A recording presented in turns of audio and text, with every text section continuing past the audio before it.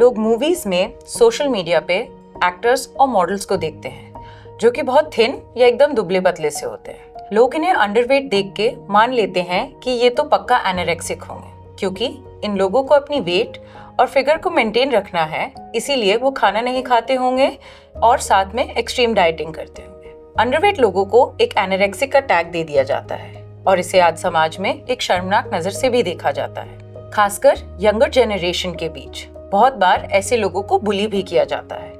I am Pragya Pandey, working with Sukoon as a clinical psychologist, और आज हम एनोरेक्सिया से जुड़ी कुछ गलतफहमियों के बारे में बात करेंगे।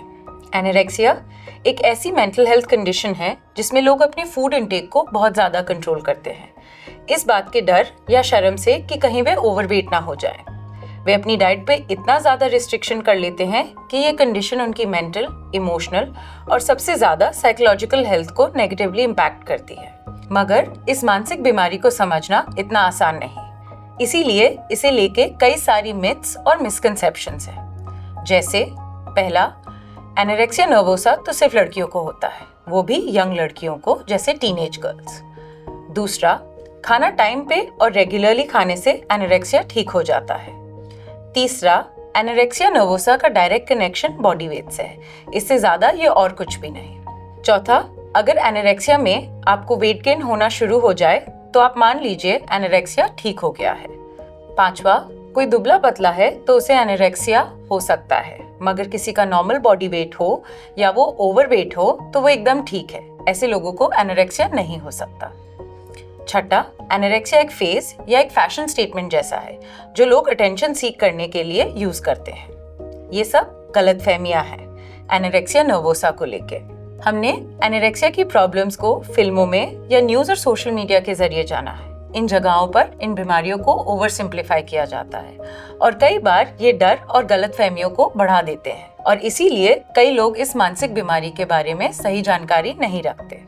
चलिए in common myths and misconception के पीछे का सच जानने की कोशिश करते हैं। एनोरेक्सिया सिर्फ यंग लड़कियों को नहीं, किसी को भी हो सकता है, चाहे मेल या फीमेल या किसी भी एज ग्रुप से हो। रिसर्च के अनुसार 10 से 25% एनोरेक्सिया की प्रॉब्लम्स मेल पॉपुलेशन में है, मगर सोशल स्टिग्मा और पीयर प्रेशर के कारण कई मेन इस प्रॉब्लम के बारे में ओपनली डिस्कस नहीं कर पाते, क्योंकि पॉपुलर कल्चर और मीडिया ने एनोरेक्सिया को जनरली एक फीमेल डिसऑर्डर का टैग दे रखा है। जैसे हमने पहले बात की, एनोरेक्सिया एक मानसिक बीमारी है। जरूरी नहीं कि बॉडी वेट से ही आप पता कर सकते हैं कि किसी को एनोरेक्सिया है या नहीं। मान लीजिए आपका एक दोस्त है अंकुर, जिसकी लाइफस्टाइल एकदम नॉर्मल है, जो थोड़ा ओवरवेट भी है, आपके साथ खाना भी खाता है। शायद आपको लगे अंकुर को तो एनोरेक्सिया हो नहीं सकता, क्योंकि एनोरेक्सिया के कोई भी ऑब्वियस सिम्टम्स अंकुर में डायरेक्टली विजिबल नहीं है। एनोरेक्सिक लोग किसी भी वेट कैटेगरी या बॉडी टाइप के हो सकते हैं, ओवरवेट भी। एनोरेक्सिया नर्वोसा एक इमोशनल और साइकोलॉजिकल बीमारी है जो ठीक भी तभी की जा सकती है जब हम उसके जड़ तक पहुंचे। जिन्हें एनोरेक्सिया होता है, अगर उनका वेट गेन हो जाए तो आप ये नहीं मान सकते कि उनकी एनोरेक्सिया ठीक हो गई है। ना ही सिर्फ खाना टाइम पे खाने से एनोरेक्सिया ठीक होता है।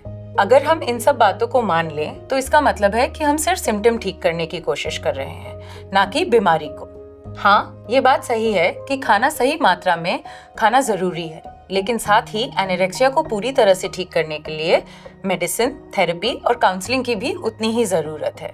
एक और जरूरी बात, बहुत लोगों को लगता है कि एनोरेक्सिया एक फैशन चॉइस है।